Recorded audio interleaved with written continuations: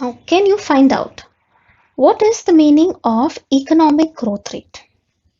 Economic growth rate is a measure of economic growth from one period to another in percentage terms. This measure does not adjust for inflation. In practice, it is a measure of the rate of change that a nation's gross domestic product goes through from one year to another. Why should this be done? The pace and stability in the neighboring countries is as important as that within our own country. Hence, India has to take efforts to create democracy in neighboring countries. Why? Because if the neighboring country is not stable, has a lot of problems, then that impacts our country as well. It will impact our economic relations, it will impact our security. Let's discuss.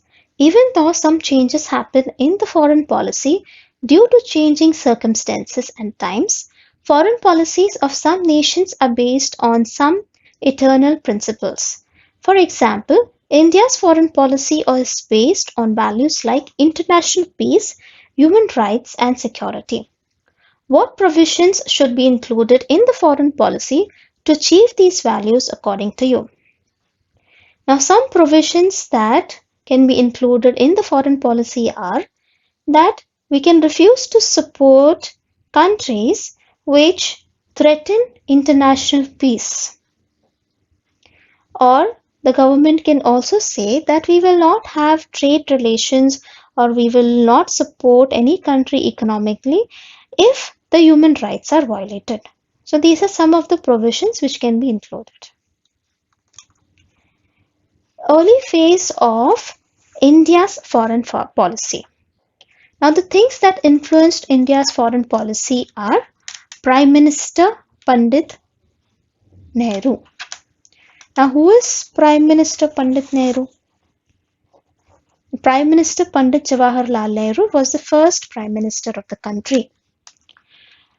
He made an immense contribution to the foreign policy.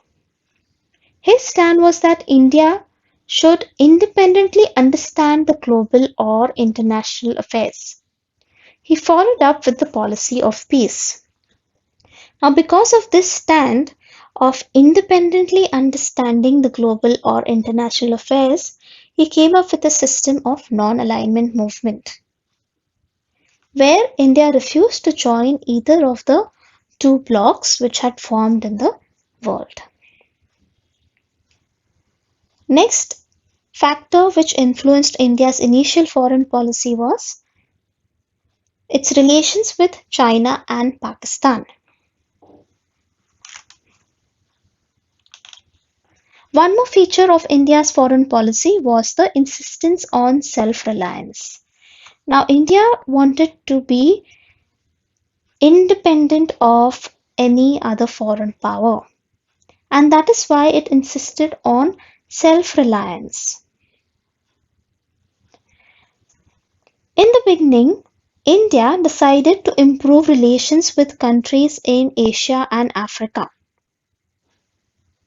Efforts were taken to cooperate with Asian countries to achieve development and in the process also keep our independence intact.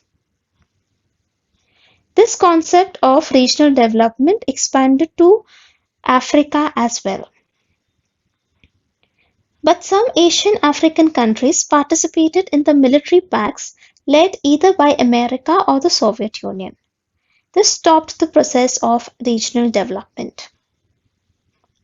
After this, countries of Asia and Africa, which did not participate in these military pacts, supported the concept of non-alignment. Peace and freedom became the fundamental principles of non-aligned policy. In order to increase cooperation among South Asian countries, the South Asian Association for Regional Cooperation (SAARC) was established. The first stage of India's foreign policy from 1947 to 1990. First, let's look at conflict with Pakistan. Now, wars happened between India and Pakistan over the Kashmir question in 1947 to 1948, in 1965 and 1971. So this impacted India's relation with Pakistan. There was a conflict with China as well. India and China also went to war. Non-alignment policy we have already discussed. Non-alignment policy where India decided that it would not sign any military pact with the American or the Soviet bloc. Now, as a result of this, priority was given to maintaining friendly relations with all nations and taking the help required for development from different countries.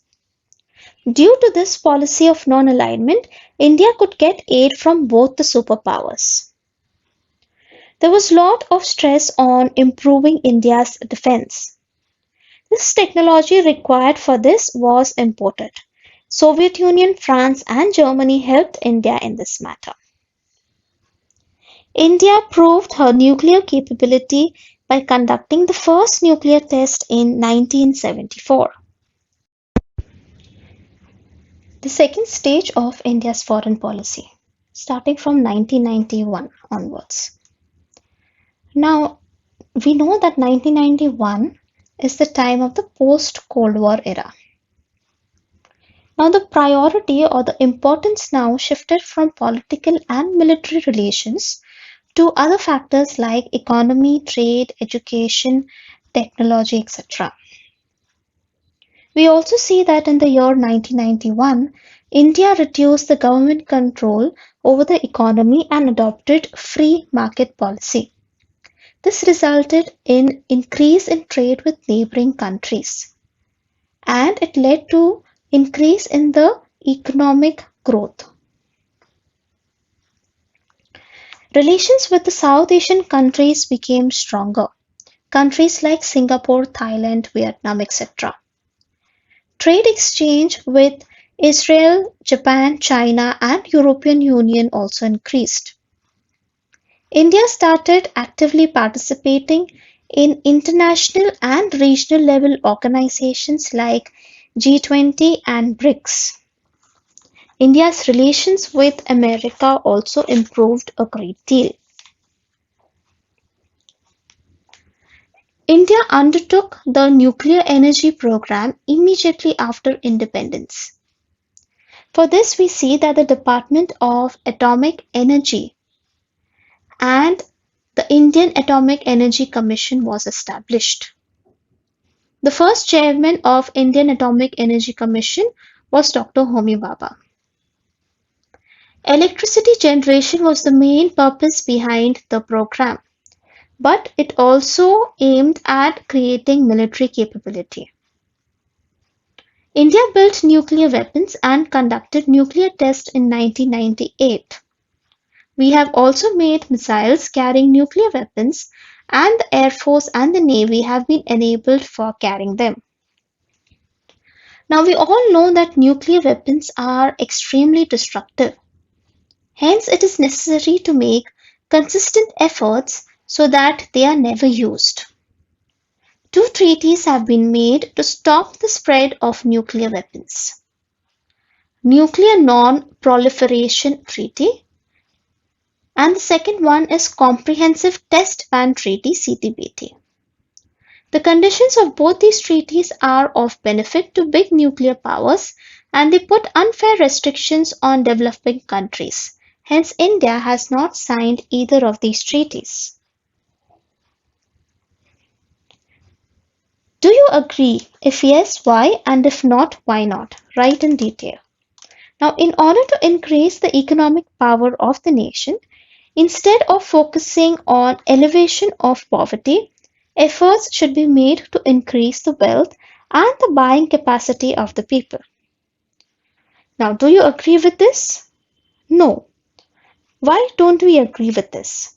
Because if we focus more on increasing the wealth and increasing the buying capacity, it will increase the divide between the rich and the poor.